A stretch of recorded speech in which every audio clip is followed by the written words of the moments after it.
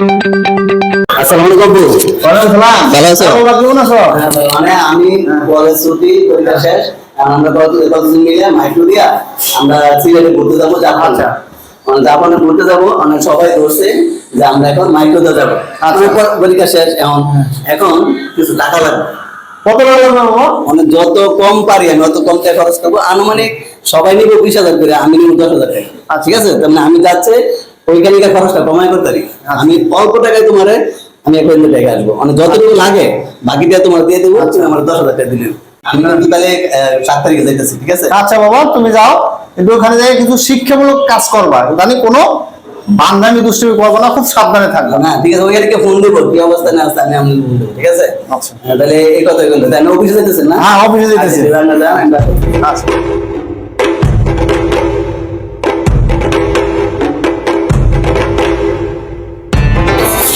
আব্বা, হ্যাঁ কথা ছিল আপনার লাগে।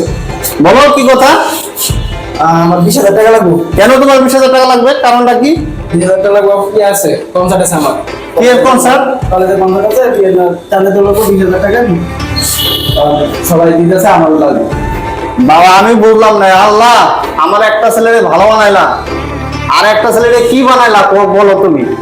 এই ছেলেটা শিক্ষা দীক্ষা নিয়ে বড় হচ্ছে, আর এটা বদমাইশি করে খারাপ পথে যাচ্ছে। আল্লাহ তুমি আমার কোথায় নিলে? আল্লাহ এই করলা, তুমি টাকা দিয়ে কি করলা? কনসার্ট দিয়ে তোমার ছেলে কনসার্ট তোমার ছেলেরে করি, আপনি 20,000 টাকা দিতে পারবা। এ তো ভালো কাজ যাচ্ছে বাবা, এ তো ভালো কাজ যাচ্ছে। তুমি তো আর ভালো কাজ যাচ্ছ না, তুমি যেহেতু শয়তানি কাজ করছো। আমাদের দিচ্ছেন, আমার 20,000 টাকা লাগবে, আপনি 20,000 টাকা কেন ভাগ করে দিবেন? আরে এই জন্য তো আমার ঝামেলায়, খুব ঝামেলা হচ্ছে। না, আমার 20,000 টাকা লাগবে। আচ্ছা যাও, কালকে দিব মনে। আর কি করবো? না, যতদিন দেওয়া যাবে দেওয়া যায়, আচ্ছা ঠিক আছে, কালকে বাইরে গেলাম। ঠিক আছে, যাও ওকে যাও। কি কি জ্বালায় পড়লাম আমি! একটা ছেলে শিক্ষার জন্য শিক্ষা সফরে যাচ্ছে ইসে, আর একটা ছেলে কি বলবো আমি, আসলে এত বদমাশ হয়ে গেছে যে সে বাজে ছেলেপেলের সাথে আড্ডা মারে। আর আমার ছেলেটা কি সুন্দর 10,000 টাকা নিয়েছে, আর কম খরচ করে আমাকে ফেরত দিবে বলছে। আর একটা ছেলে সে 20,000 টাকা দাবি করে। এই ছেলেটা কি বলবো আমি, এই ছেলেটা কিভাবে যে নষ্ট হলো! আসলে এটা সব তার মায়ের দোষ। এর মায়ের আদর পেয়ে পেয়ে এই ছেলেটা আমার নষ্ট হয়ে গেছে। আর একটা ছেলে যখন আমার কঠোরতার মায়েরও কঠোরতা ছিল, আমার কঠোরতা ছিল, এটা ছেলেটা মানুষ হয়ে গেল।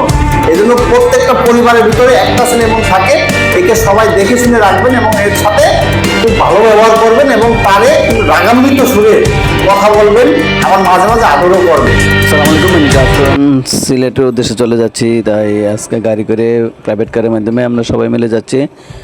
তাই আপনাদেরকে কিছু শেয়ার করলাম। এখন সকাল হয়ে গেছে, আমরা তাই কিছু জ্যামের মধ্যে আটকে আছি। আজকে কথা বলবো যে আমরা জাফরনে যাচ্ছি সেটা বিষয়ে, আসলে শিক্ষণীয় জিনিস দেখার জন্য। ওইখানে অনেক মায়াবী ঝর্ণা আছে, পান গাছ আছে, তারপরে চা বাগান আছে, সব কিছু মিলে আজকে ঘুরে আসবো। চলে আসলাম আমরা সিলেটে। দেখতেছেন ইন্ডিয়ার পাহাড়গুলা, এই পাহাড়ের পরেই কিন্তু ইন্ডিয়া।